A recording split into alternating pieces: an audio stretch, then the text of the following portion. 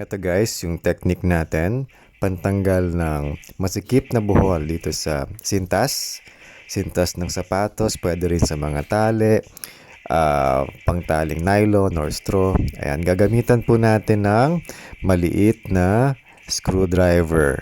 Ayan, isushoot po natin sa unang buhol, kailangan natin ng dalawa guys. So yung una, isushoot natin sa first na buhol, usually dalawa yung overlap. Ayan. Yan yung pangalawa. Ayan. Yan. Tapos, start na natin siyang paluwangin. Yan.